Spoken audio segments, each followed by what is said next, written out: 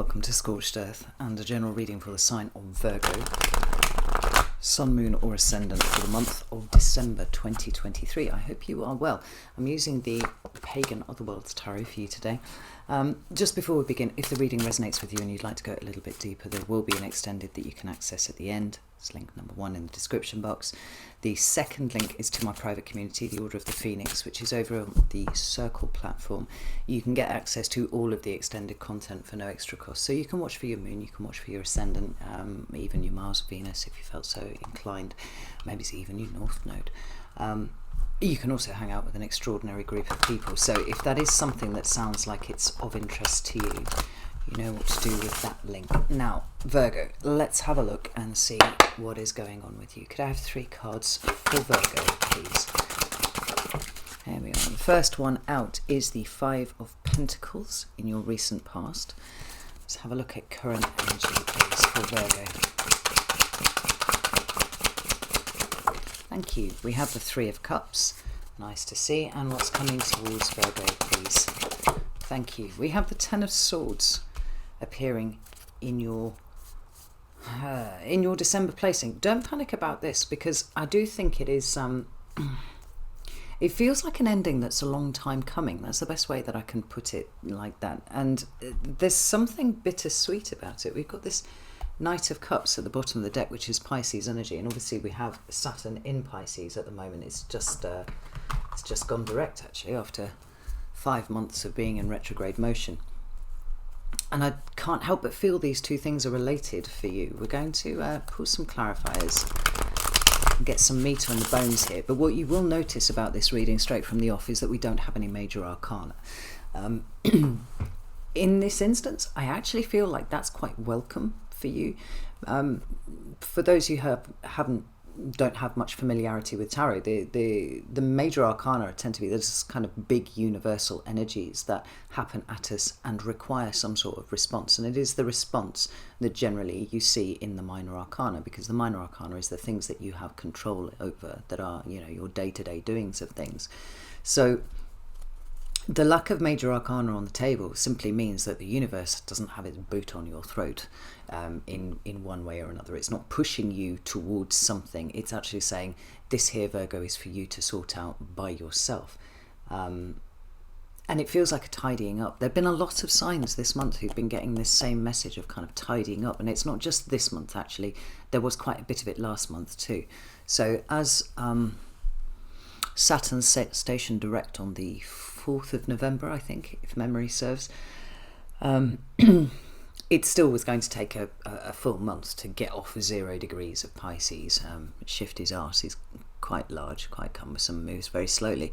So it's really into December that we start seeing that proper forward motion, and things that have been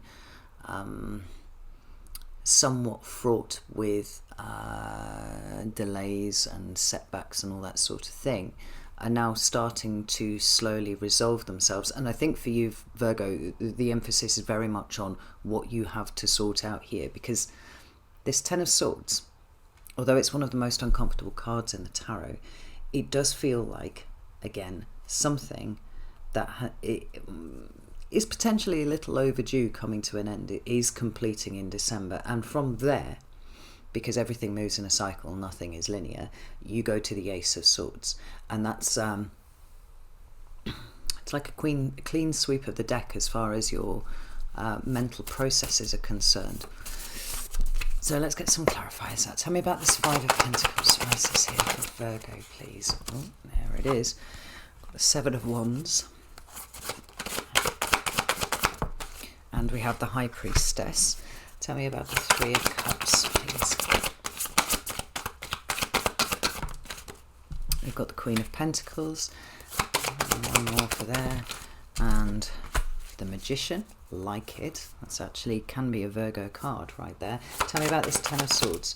Thank you. Yeah. I just didn't have the overwhelming feeling of this being dreadful. when I saw that Ten of Swords there. I mean, there is a theory in reading the tens, because if you know, any familiarity with the tarot at all, like the tens indicate completion, and you have two so-called positive tens, which is the Ten of Pentacles and the Ten of Cups, and you have the ones that have more negative connotations, such as the Ten of Swords and the Ten of Wands. But there's somewhat of a dualism to those cards, so I think it's worth underscoring somewhat, because when you have the positive tens, you know, what we've got there is reaching somewhat of a state of completion where everything is kind of working out the way that you wanted it to. The problem with that, the yin inside the yang, if you will, is that that can often lead us to a resistance in wanting to move on in any kind of meaningful way. It's like, no, I've got this, I like this, I want to keep this.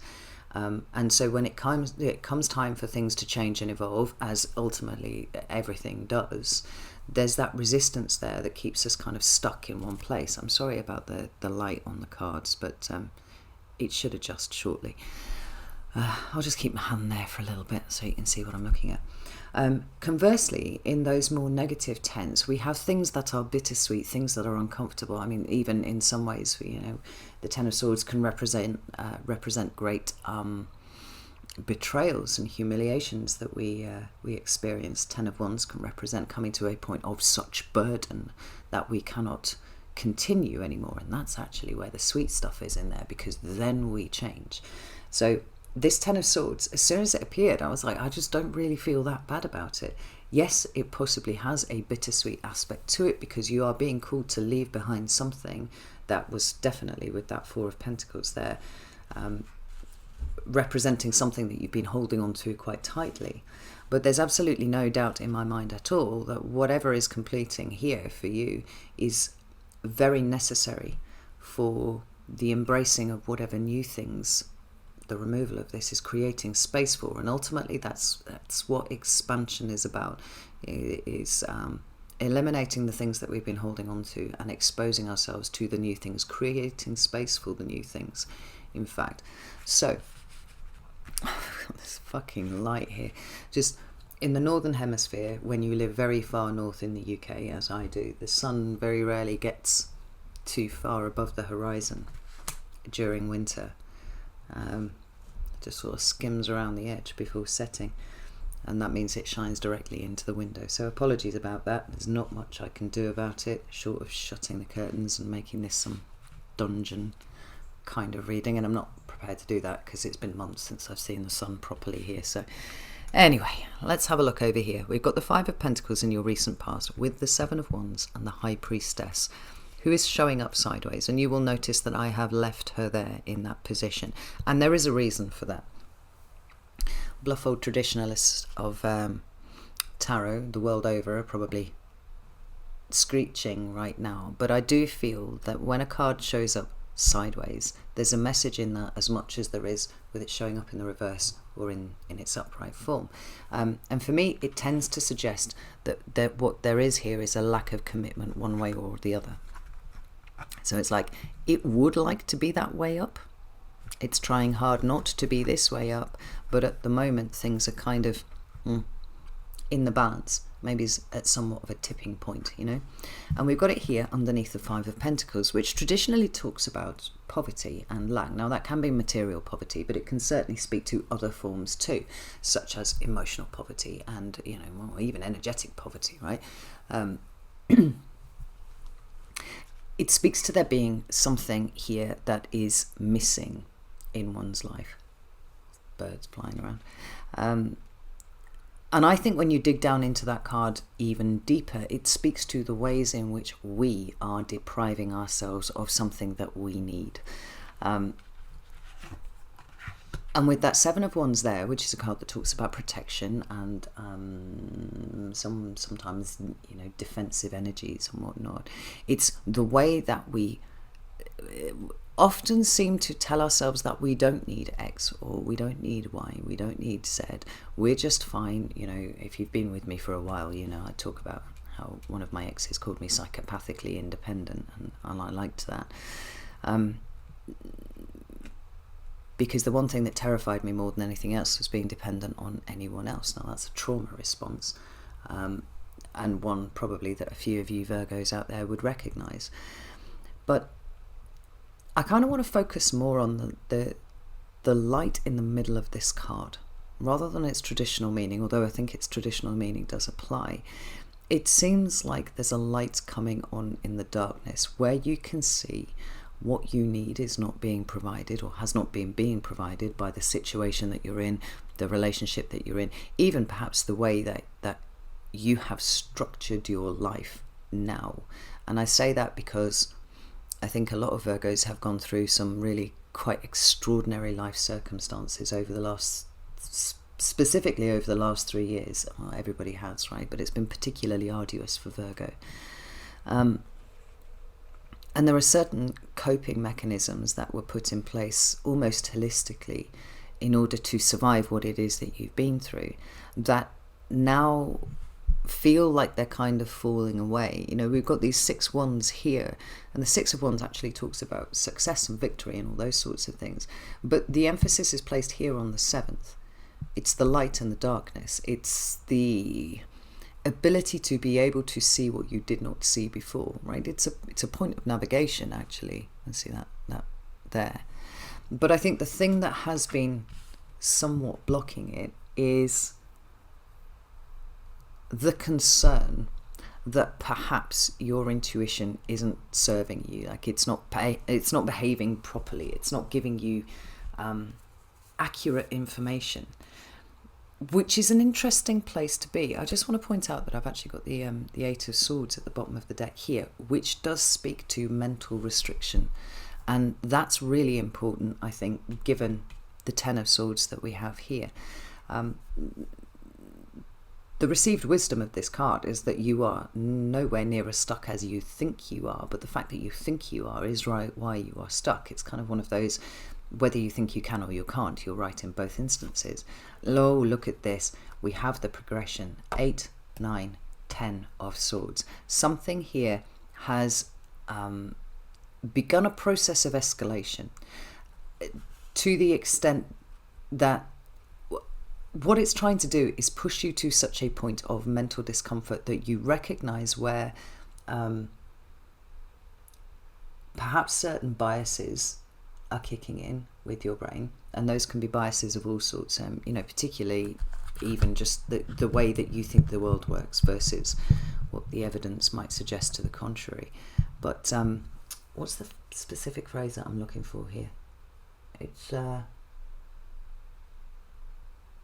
no, it's gone. It'll come back, I'm sure, at some point. It's the question of where you're using your head too much and not engaging enough with your intuition and what it has to tell you. And so for me, the interesting point for that would be, what are the underlying fears that are stopping you from engaging with your intuition, or, you know, more specifically, following the guidance that your intuition is trying to give you at this point? Just get another card for that High Priestess. 5 of Pentacles. It's really interesting. It puts me in mind of a conversation that I was having with my partner the other night. There's been a few things. Oh, awesome! We got adjustment finally.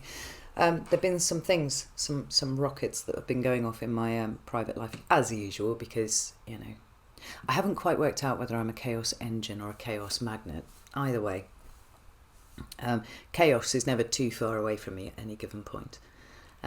Something's happened that seems like it must change the trajectory of something that I'm involved with right now, for the better, I would hope. And my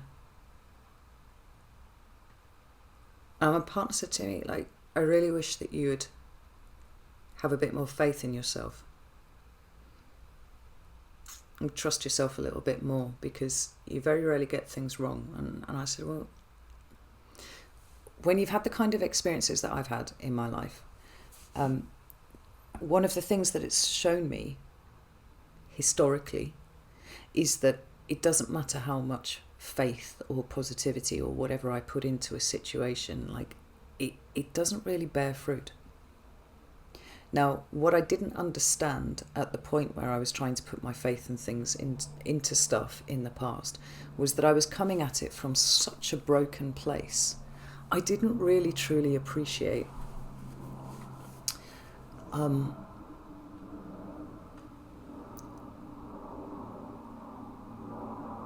what it was supposed to look like. Having faith in oneself when everything goes wrong. I don't know.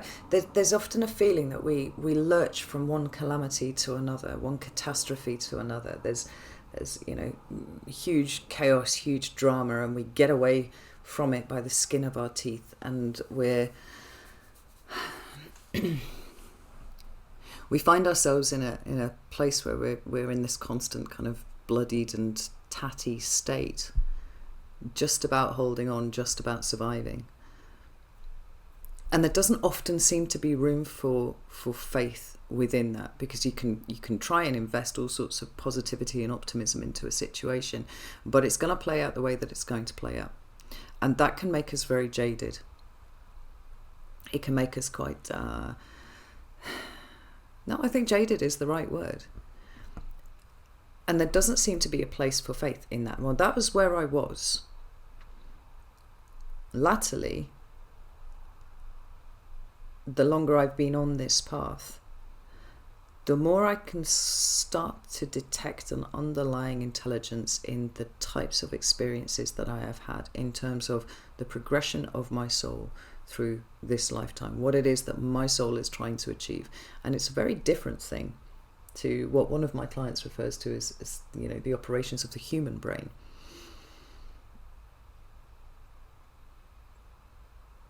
And I'm telling you all of this because what this Five of Pentacles is asking me to ask you is, what are the underlying fears that stop you from engaging with your intuition, that stop you from engaging with the guidance that it is trying to provide to you? Is it that it feels too optimistic to be safe to trust it? That's a huge thing, and likely part of it here.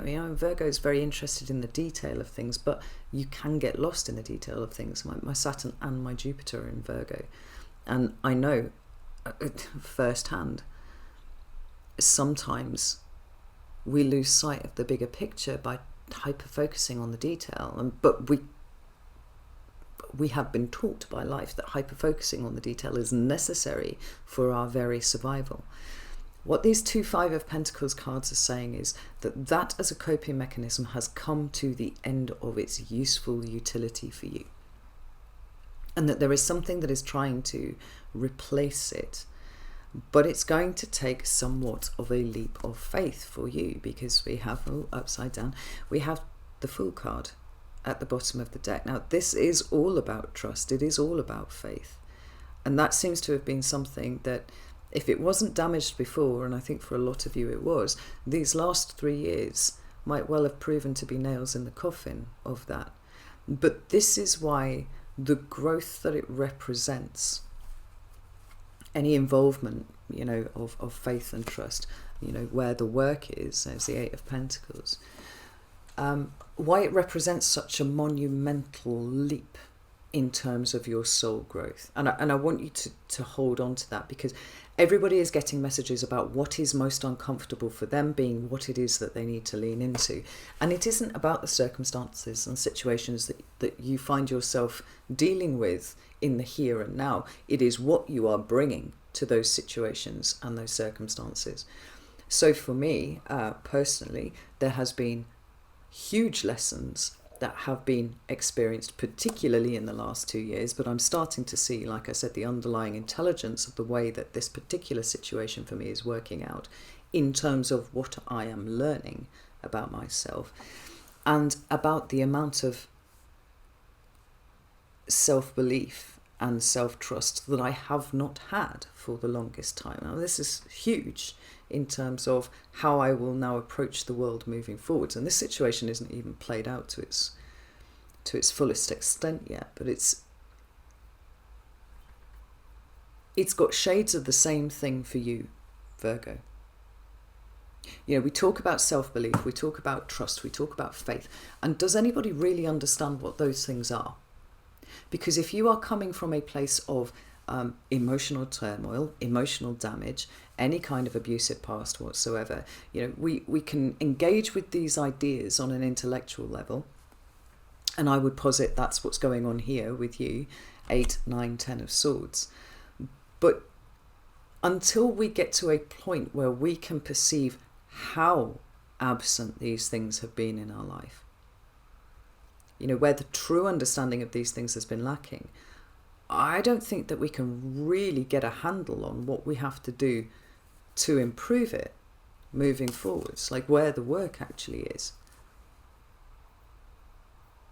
I was talking to a chap I respect greatly a month or so ago, and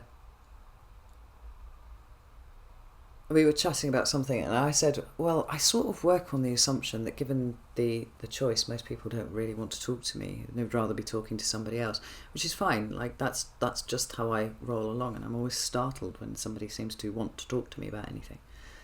And he looked at me like this and went, I think even at my most misanthropic, I've never believed that about myself. And I was like, hey ho, welcome to the head of the Leo. But it did get me thinking, because I've always put across a very confident front and all that kind of thing, but there was a huge chasm behind that front. It's the difference between what we know intellectually and what we feel truly about ourselves. And I think if you were completely honest with yourself, Virgo, I think you are sick to the back of your fucking teeth of that kind of energy, that 5 of Pentacles.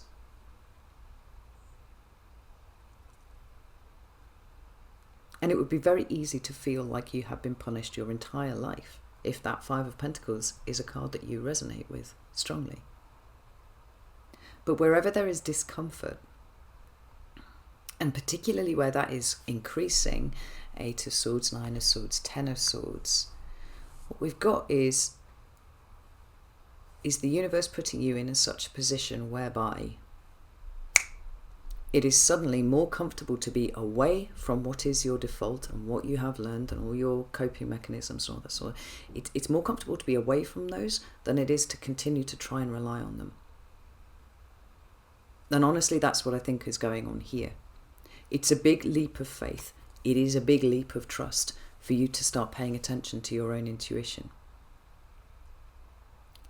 Nevertheless, all the indications are that it's going to be much more comfortable than staying where you are, because where you are has sucked for quite a long time. So when we move into your current energy, we've got the 3 of Cups. We're talking about emotional support networks, and I think that these may prove to be really important to you over this month. Whether or not it's because you have people around you that you trust, that you can speak to, and get their perspective on you. What's the best way to put this? I think ultimately everything has to come from you, but the people that surround you are somewhat of a mirror to who you are.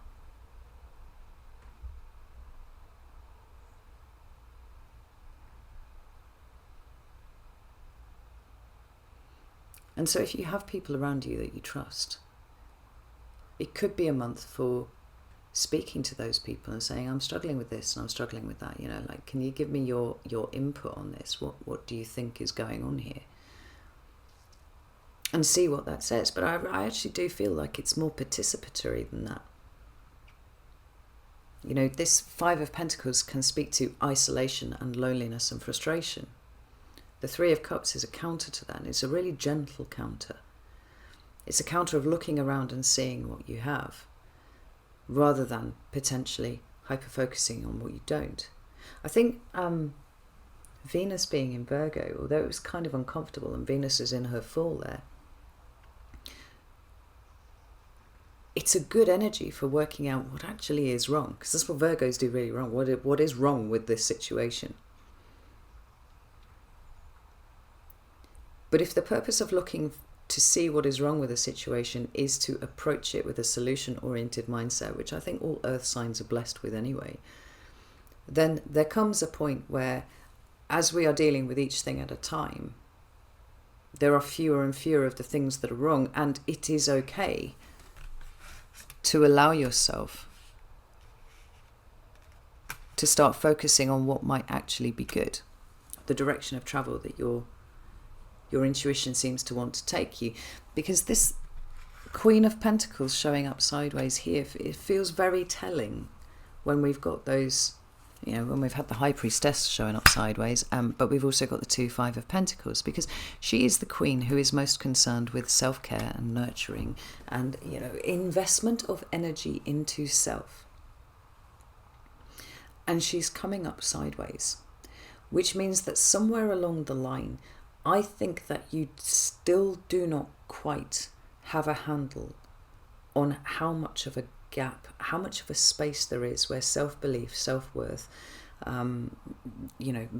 faith in yourself and the direction of travel of your soul actually is. She's not completely inverted.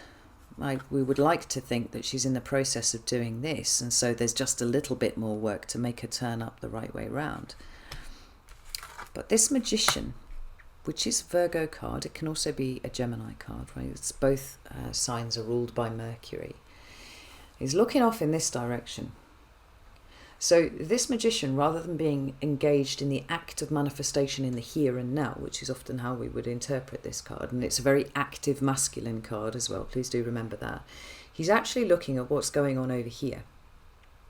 And I think that this is really important, because this Queen of Pentacles then feels like the gateway.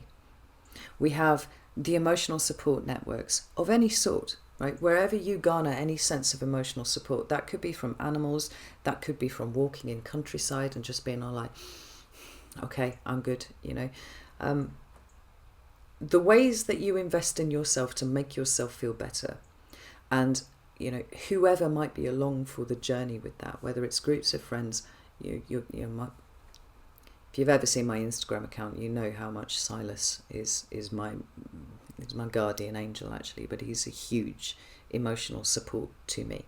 That dog knows me better than anybody else on the planet. And he can smell the change in my mood, and he's always there. It's huge. But this is the key. This is the mechanism by which you seem to be getting into a better frame of mind to contemplate what changes you are going to bring over here. We've got mental restriction, we've got anxiety, we've got overthinking, and these are things that you are known for, Virgo. But we've got them coming to completion in December. If one can choose to invest in, trust in self, taking the leap, taking the chance, believing that there's something more for you than what you have experienced up until this point, right? There's an openness that's being asked of you here, and a willingness to do things differently to the way that you have done them before. I think that this Magician is really telling, because of both the cards that speak of manifestation in the major arcana. And can we just take a second to appreciate how much major arcana is actually underneath the surface here for you? And there's almost like an indication that it needs to be drawn to the surface, which means that it needs to come from deep within you, and that the responses that you engage with this month are part of that process of drawing it to the surface. Investing in yourself in the here and now, with an eye on the future and where you want to go in the future, it's kind of showing you exactly where the things are wrong, where things need to change.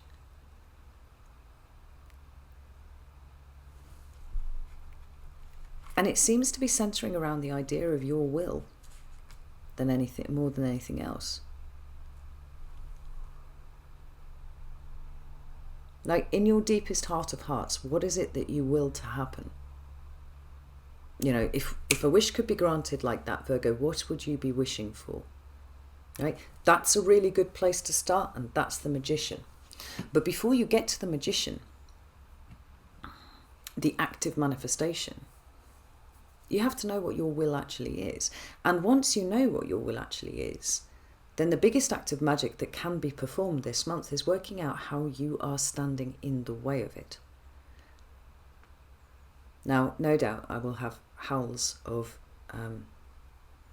discord from some people. I was told to go fuck myself by a Capricorn last month because she misinterpreted what I was saying as, you know, everything that was wrong with her life was her fault. No, it's not quite as simple as that. But you are the magician. Everyone is a magician. Everyone has the opportunity to create for themselves a life that is emotionally fulfilling and awesome. And there's a cost to it, though. And the cost is right here. The cost is letting go of the things that are holding you back.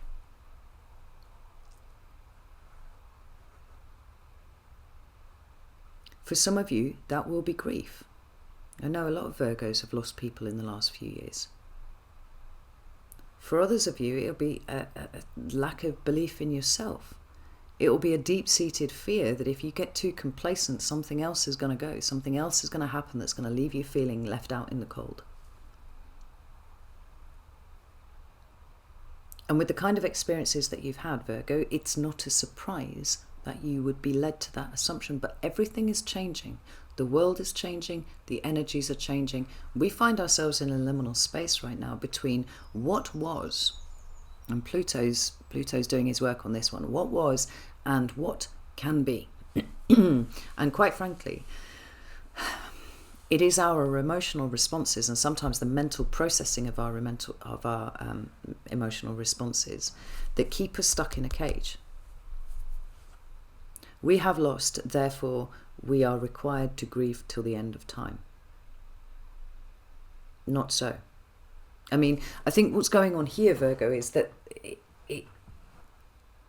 there's almost like a taking you out of the material purely. And by that I mean the idea that you are simply just a biomechanical, bioelectric flesh robot that's walking around having one singular existence and that nothing else exists beyond that. To something much bigger, which is that your soul is eternal and it is having an experience, and those that you have lost are waiting for you to return. And then you'll come back and you'll do this whole merry dance of being a human here on this planet over again to learn a whole new set of lessons.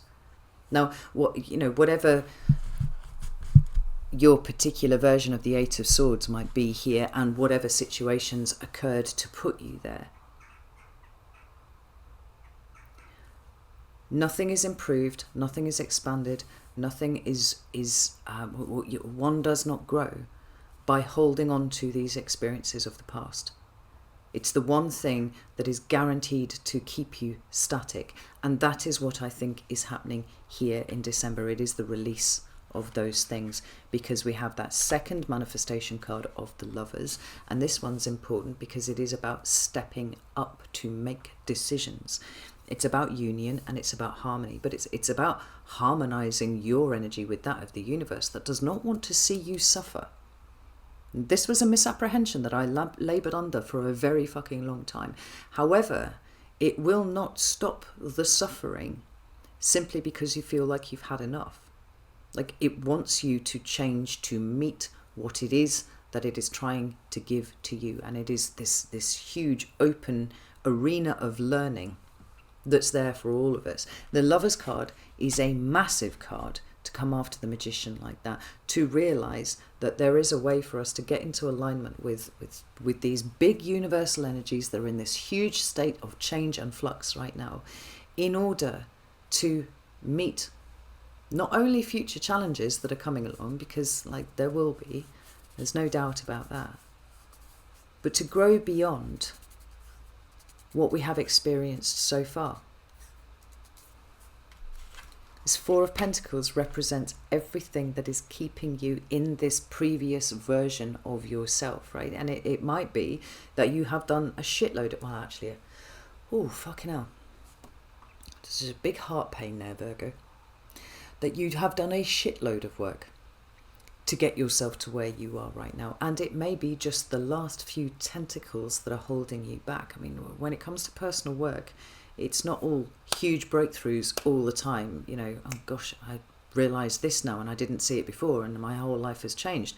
You know, it feels to me sometimes like there's a law of diminishing returns with personal work, so that the more you do, the less explosive and revelatory the insights that you get. It's fine work. It's getting right into the nuance of things, and it's picking out the tiny little roots of stuff that strictly shouldn't be making any difference to anything at all, but they are.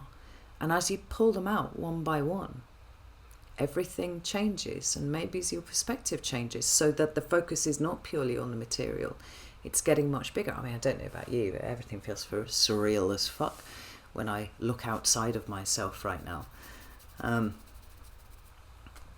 But there's an increasing peace and an increasing stability that I am starting to feel as the world is breaking down and becoming more chaotic.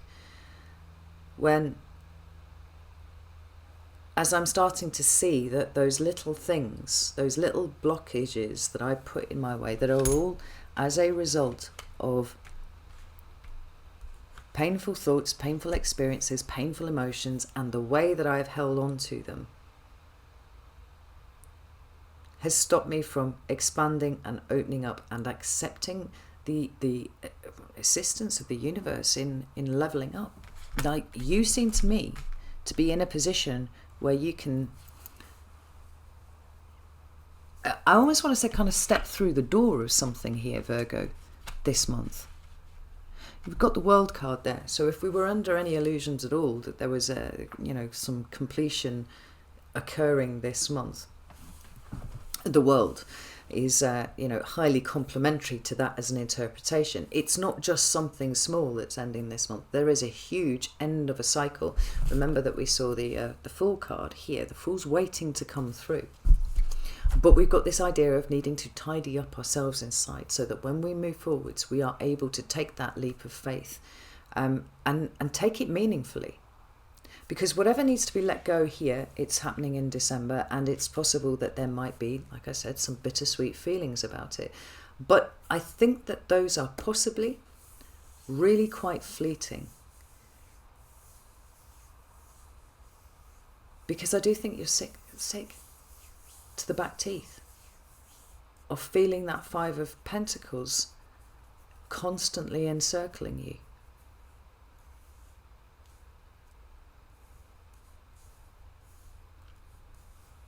And the beautiful thing about the Four of Pentacles is it does not just indicate those things that need to be released. It can also indicate those things that are core and fundamental and should be held on to.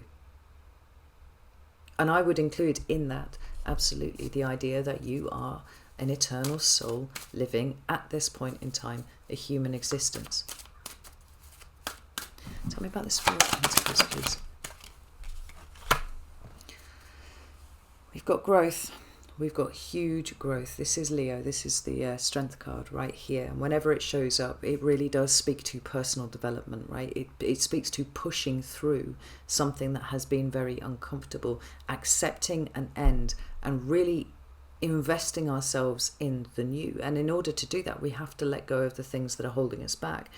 This Knight of Cups, I know I haven't really referred to it that much, but it does feel kind of Saturnian, and it's interesting that the card right next to it is Saturn. I think Ten of Swords is Saturn in Gemini, maybe.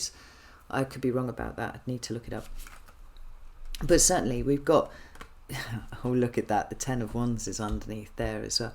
Now, if these aren't in some way, look at this, representing a state of such discomfort that it is time now to fucking move, Virgo, I don't know what is. Because life isn't something to be endured. It's not to say that there aren't situations whereby endurance isn't necessary, because of course there are, and they will continue to be so, certainly for the next few years.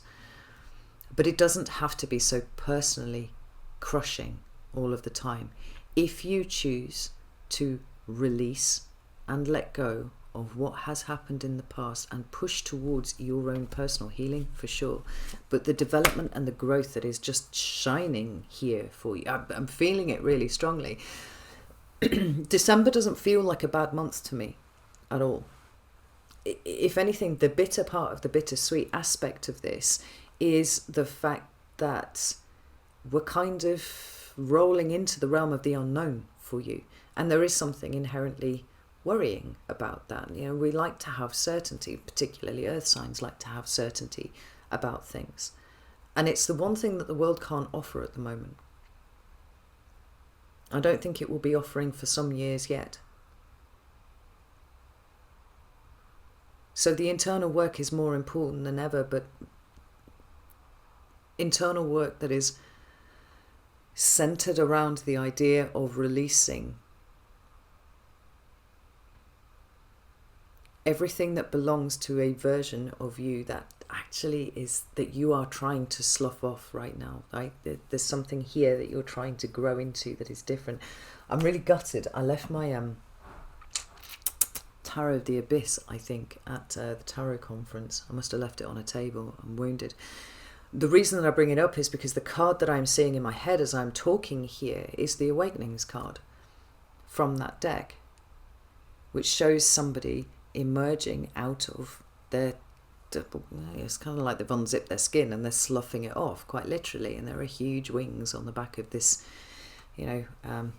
angel, I guess, that's emerging from the body of a person. It's a profound level up this month, but there's a cost. And the cost might feel like it's something terrifying, but it's the toll that has to be paid in order for you to lighten your own load. And some way down the line from here, you will feel a sense of immense gratitude to a past version of you, that you were strong enough to be able to release that. But right here, right now, I feel like a lot of this has got to go on faith, Virgo.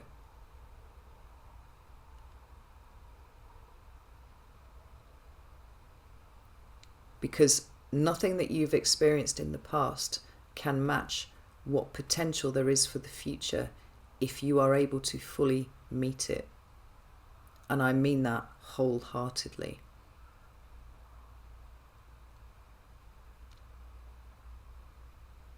It's a month for really deep introspection and radical honesty with yourself.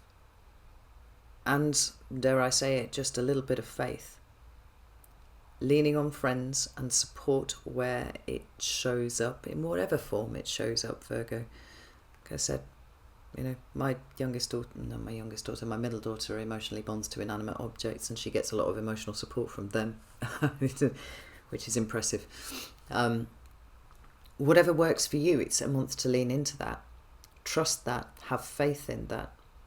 And whatever is leaving this month, whether it's leaving from you or it's a way in which you're separating from circumstances or people or whatever, let it happen. I would not seek to influence or control too much this month. I'd just get ready.